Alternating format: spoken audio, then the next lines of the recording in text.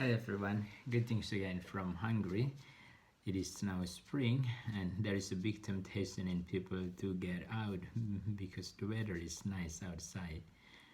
We are now entering the second Sunday of Easter, and if you think about it, our situation nowadays are quite similar with the situation of the disciples after the death of Jesus. They were staying at home behind the locked doors. Fear, uncertainty, confusion overcame them. And you can only stay behind the closed doors for a certain amount of time. After that, there is a temptation in you to get out, to leave home.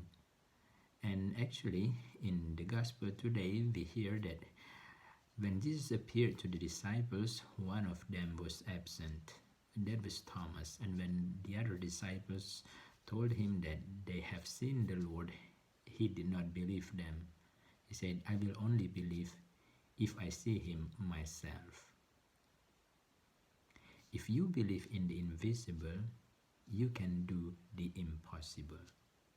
And that is our faith, believing in the teaching and traditions that are handed on to us from generations. That is how Easter story started out. The empty tomb. Jesus was invisible. And that is how Christianity came to be. So our faith is based on testimony. We do not have the privilege to see Jesus physically as the disciples were. We are like Thomas, who was absent. And yes, we have doubts. We look for tangible proofs. Yet we walk by faith, not by sight. We always have known Thomas as the doubter. However, Thomas represents all of us who believe in Jesus through the testimony of others. And when Jesus appeared once again, Jesus asked Thomas to put his hand into his wounds. That is how Thomas comes to his famous faith statement, my Lord and my God. So the challenge for us on this second week of Easter is that in the midst of this joyous season, Jesus invites us to see him in the vulnerable and wounded face of our earth, of our situation. Jesus invites us to see him in our mixed opinions, in our fear, in our doubt, in our uncertainties amidst this coronavirus situation, or maybe in our broken relationships. And Jesus' opening words on his appearances are consistent. Peace be with you.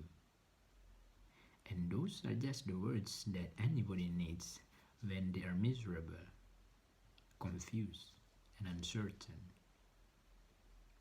And if you turn to the first reading, the early Christian community came to believe in the resurrection through the testimony of the disciples, yet they lived out that message of Jesus by supporting each other. That was their testimony, that they believe in Jesus' resurrection. And all came to everybody, and many signs and wonders were happening. We can ask ourselves, how can we testify about the resurrection in our situation today? Maybe just that, to support each other. And when we support each other, signs and wonders will take place. And the second is that it's time to recognize Jesus' appearance, Jesus' presence in our midst, at home, behind the locked doors. Or maybe you can call it in your own heart.